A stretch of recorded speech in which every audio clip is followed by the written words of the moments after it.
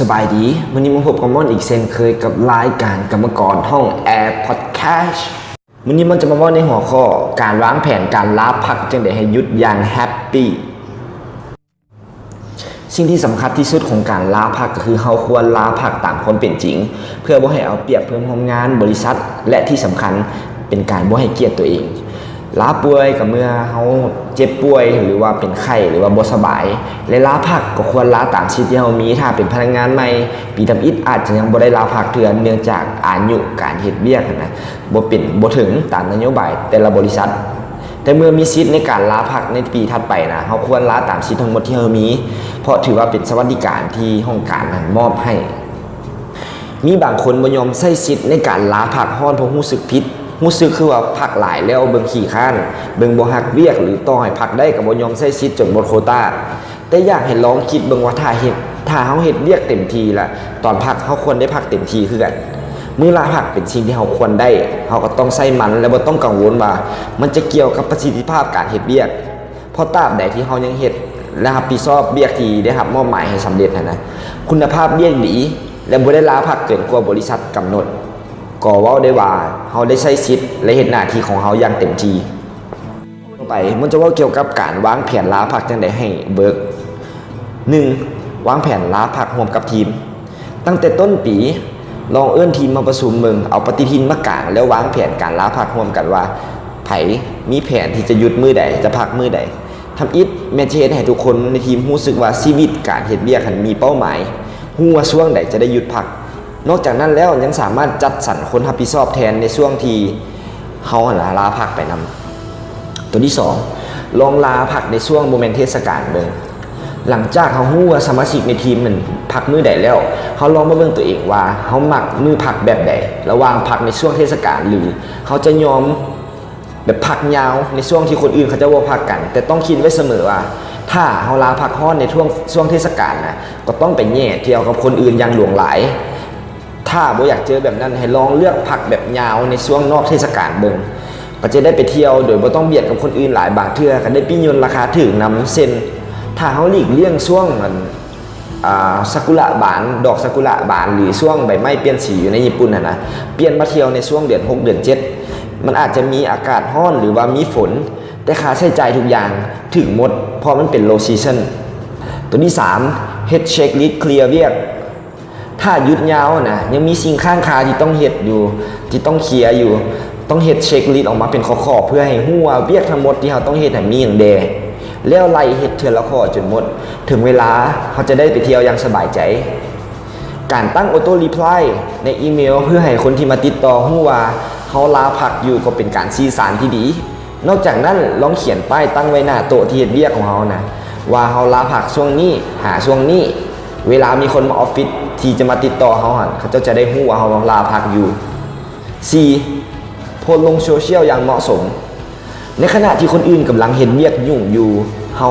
เป็นคนที่กำลังไปเที่ยวนั่นก็ควรโพสต์โซเชียลให้พอดีพองามบ่ออกหน้าออกตาจนเกินไปและบ่มีน้ำเสียงเยาะเย้ยหรือสมน้ำหน้าหมู่ที่กำลังเห็นเวียกอยู่บ่ว่าสิกวนเล่นๆหรือว่าหยอก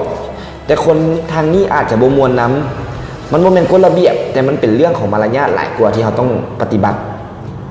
ต่อไปมันจะมาว่าเกี่ยวกับตัวอย่างของเหตุการณ์ที่เขาเจ้าลาพักนึง1ลาป่วยที่ถูกจับได้ว่าตัวยุคนี้เป็นยุคโซเชียลมีเดียภัยเห็นอย่างคนก็เห็นหมด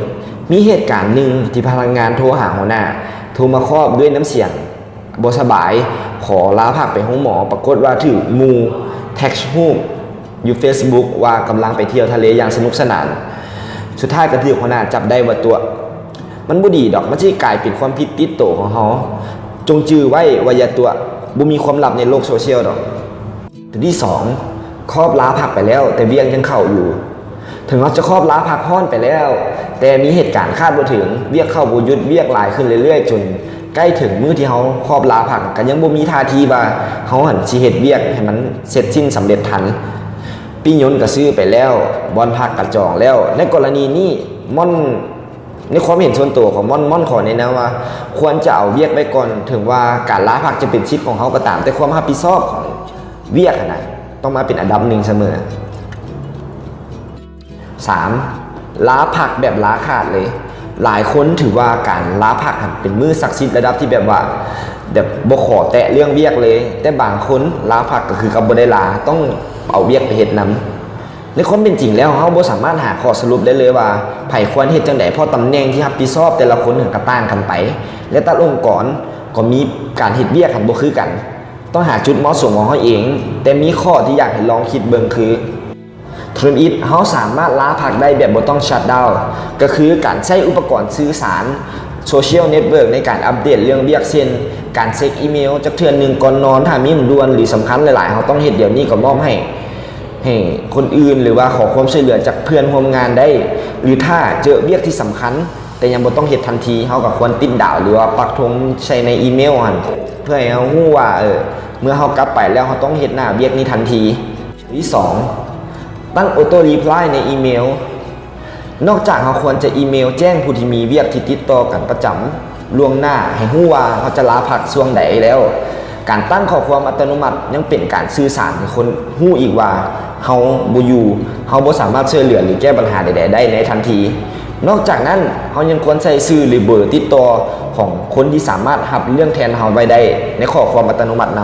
ำตัวที่3โอ้รวมกับคนในทีมให้เข้าใจกลมกันให้เข้าใจคือกันว่าในช่วงที่แต่ละคนลาพักนั้นถ้าบ่ฉุกเฉินหรือขอขาดบาดตายแท้ๆบ่ต้องโทรหาให้คิดซะว่าติดต่อบ่ได้พอในช่วงที่เฮ็ดเวียกก็เฮ็ดเวียกอย่างเต็มที่แล้วพอฮอดช่วงเวลาที่ลาพักก็อยากลาพักแท้ๆให้บ่อยากมีเรื่องเวียกมาเกี่ยวข้องควรตกลงกันดีๆก่อนว่าไผจะเป็นคนรับผิดชอบแทนในกรณีที่มีเรื่องให้แก้ปัญหาหรือว่ามีคนติดต่อเข้ามาเพื่อให้เวียกยังดำเนินไปได้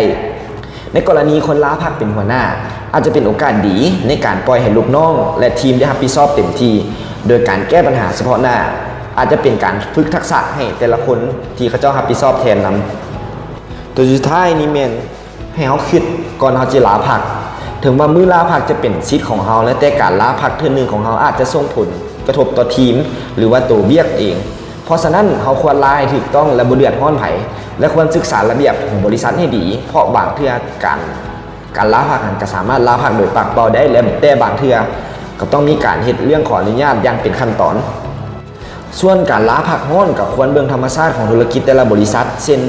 บริษัทธุรกิจเกี่ยวข้องกับฤดูกาลหรือเทศกาลแต่ละเดือนจะมีความยุ่งยากบ่เท่ากันโดยเฉพาะห้างหรือว่าห้างอาหารซึ่งช่วงที่พีคที่สุดก็คือปลายปีก็คือเดือน11เดือน12ในขณะที่บริษัทอื่นมีมื้อพักหลายแต่ห้างและห้างอาหารจะเป็นต้องเปิดเฮ็ดเวียกและบางเทื่ออาจจะมีนโยบายว่า2เดือนนี้ห้ามลาพักถือเป็นเงื่อนไขพิเศษและต่างจากบริษัททั่วไปที่เฮาควรรับรู้และเป็นข้อมูลในการพิจารณาการสมัครเวียกนั้น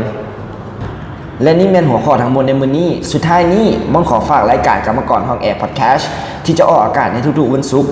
สามารถติดตามได้ที่ YouTube Channel 108 MHz หรือ Facebook Fanpage 108.jobs และ www.108mh.com ได้นำอีกอย่าลืมกดไลค์และกด Subscribe เพื่อเป็นกำลังใจให้ม่อนในการเฮ็ดพอดแคสต์ใหม่ๆได้นำสุดท้ายนี้ม่อนขอตัวลาไปก่อนแล้วพบกันใหม่สบายดี